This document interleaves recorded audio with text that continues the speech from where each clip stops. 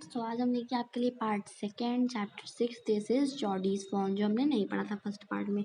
और अभी तक आपने हमारे फर्स्ट पार्ट को नहीं देखा है तो जल्दी से देख लीजिए, क्योंकि उसे देखने में ना आपको सेकेंड पार्ट नहीं समझ में आएगा। अगर चैनल पर नए हैं तो चैनल को सब्सक्राइब कर दीजिएगा। तो चलिए स्टार्ट करते हैं।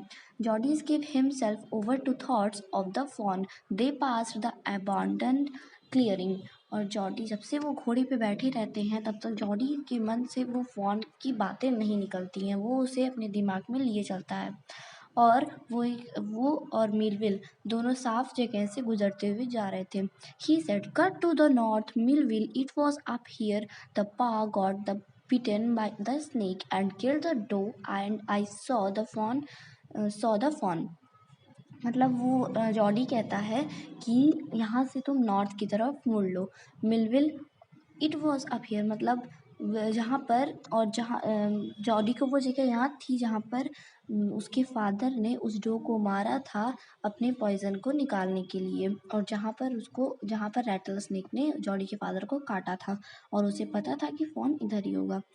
Suddenly Jody was unwilling to have Millwheel with him.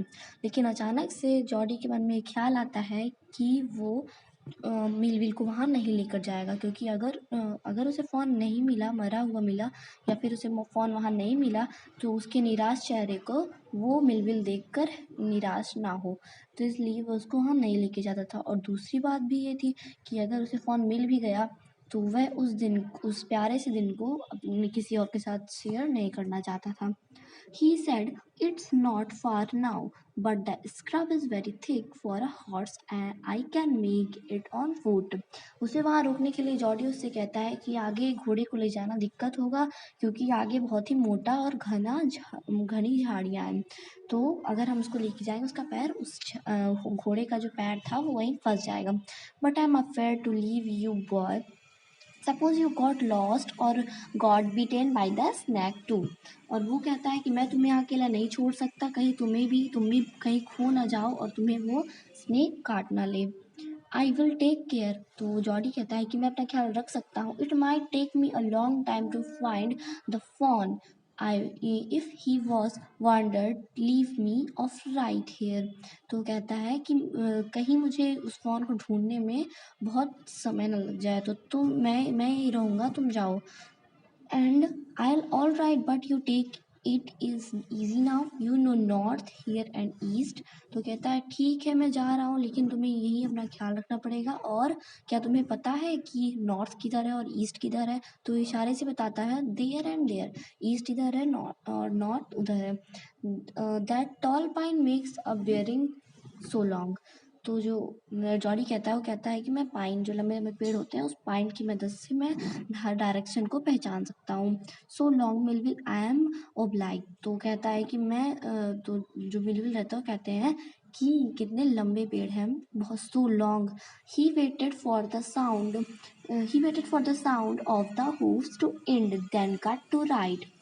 और फिर वो यहीं पर तो जॉडी रहता है, वो जब मिलविल और अपने घोड़े को लेकर जाते हैं तो जॉडी जो रहता है वो वहाँ खड़ा होकर इंतज़ार करता है कि कब घोड़े के पैरों के जो ठक ठक की आवाज़ होती है वो वहाँ से बंद हो जाए, मतलब कब मिलविल यहाँ से कहीं दूर चले जाए और फिर मैं अंदर जाऊँ।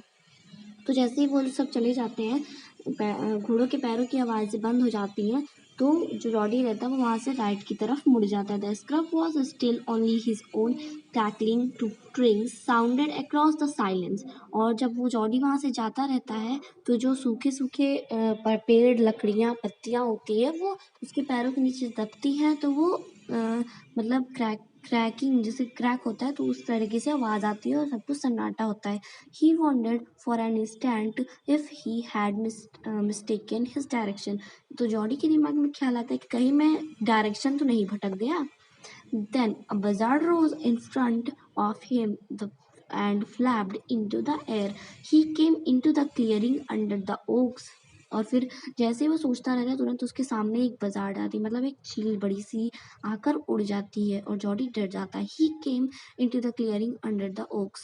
मतलब वो वहाँ पर तो वो जॉडी सोचता है कि ये चील यहाँ से कहाँ आ गई, यहाँ तो कुछ ऐसा नहीं है जहाँ चील आ जाए, तो वो वहाँ देखने के लिए जाता है। और फिर एक ओक के पेड़ के नीचे खड़ा होता है और वहाँ देखता है कि कई सारी चील जो होती हैं वो एक सर्कल बनाकर बैठी होती हैं और एक बीच में वो वही डो होता है, वही हिरन होती है जिसको उसके फादर ने मारा होता है। और they turned their heads on their long scrawny necks and hissed at him। और फिर जो चीलें होती हैं, जॉडी जहाँ खड़ा होता है, जो चील होती हैं, बजर्ड होती हैं, उसे अपने लंबे गर्दन से उसको पीछे मुड़कर देखती हैं। तो जॉडी वहाँ खड़ा होता है। He threw his pot at them and they flew into an adjacent tree. और फिर जॉडी वहाँ से एक लकड़ी उठाकर फेंकता है और फिर सारी जो चीलें होती हैं वो आस पास के पेड़ों पर जाकर बैठ जाती हैं। The sand showed large cat prints, but the big cat killed fresh and they had left the door to the carrion birds। और फिर जॉडी सोचता है कि यहाँ पर तो जो बजार्ड होती हैं वो सब सड़े मांस खाती हैं, कैरन बर्ड भी सड़े मांस खाते हैं। जहाँ जॉडी खड़ा होता है वहाँ पर कैट प्रिंट्स होते हैं, बड़े बड़े कैट प्रिंट्स में बहुत सारी वो प्रजातियाँ आती हैं, जैसे लेपर्ड हो गए, टाइगर, चीते, ये सब की भी जो निशान होते हैं पैर के वो सेम होते हैं। तो कहता है कि ये सब तो यहाँ से लगता है गई है। और फिर ये और इन्होंने इन जो लेपर्ड बर्ड थे, इन्होंने ये इस मांस को ये छोड़ दिया है सड़े हुए ताकि कैरियन बर्ड्स जो हैं और बजार्ड इन्हें खा सके। और फिर the buzzard clacked, he parted the grass at the place where he had seen the fawn। और फिर जो जॉडी होता है वो क्या सोचता है कि मैंने तो उस फॉन को यहीं पर देखा था। It did not seem possible that it was only yesterday। और फिर जो जॉडी होता है वो उस डो जहाँ मरा होता है उसको उस जगह को अच्छे से साफ कर देता है। ऐसा लगता ही नहीं है देखकर कि अभी कल ही वहाँ पर एक डो मरा हुआ था। That it was only yesterday। The phone was not there. लेकिन दिक्कत तो ये थी कि फ़ोन वहाँ था ही नहीं। ही सर्कल्ड द क्लियरिंग। और जहाँ पर उसने साफ किया था वहाँ एक सर्कल बना देता है। There was no sound no sign. लेकिन वहाँ पर ना तो कोई फ़ोन का निशान था और ना तो कोई नाम था। The buzzard clack their wings. जो बजार्ड थी वो अपनी जो चीलें थी वो अपने पंखों को फड़फड़ा रही थी ताकि जॉडी वहाँ से चला जाए। Impatient to return to their business. और वो अपने बिजनेस में वापस आना चाहती थी, मतलब जो वो मांस खा रही थी उसको वापस खाना चाहती थी। He return to the spot where the fawn had emerged and dropped on all fours. और जो जॉडी होता है वो उन पैरों के निशानों को सोचता है कि कहीं मैं अगर पैरों के निशानों को देखूं तो शायद मुझे वो फ़ोन मिल जाए। उस फ़ोन के पैरों के निशान को देखूं तो उसे वो फ़ोन मिल जाए। और फिर वो नीचे बैठ जाता है और फिर उस मिट्टी को देखता है, बालू वाली मिट्टी को देखता है। लेकिन हूफ प्रिंट्स, मतलब जो घोड़े के पैरों के निशान होते हैं वो बिल्कुल एक हिरण के जैसे होते हैं, हिरण के पैरों के निशान के जैसे। तो फिर वो नीचे दोनों अपने दोनों हाथों और दोनों पैरों को नीचे रखता है और फिर उसको देखने के लिए झुकता है। तो उसको पता चलता है कि अगली रात को जिस दिन वो डो मरा था उस रात को ही वहाँ पर बारिश हो गई थी और सारे पैरों के निशान मिट गए थे और सिर्फ वही निशान बचे थे जो सुबह की बिल्लियाँ, मतलब लेपर्ड, कैट एंड बजर्ड के निशानों के पैर ही वहाँ बचे थे। तो फ्रेंड्स, अगर आपको सेकंड पार्ट पसंद आया हो तो वीडियो को लाइक करें, शेयर करें एंड कमेंट करना मत भूलिएगा। तो फिर मिलते हैं थर्ड पार्ट के साथ, तब तक के लिए बाय बाय।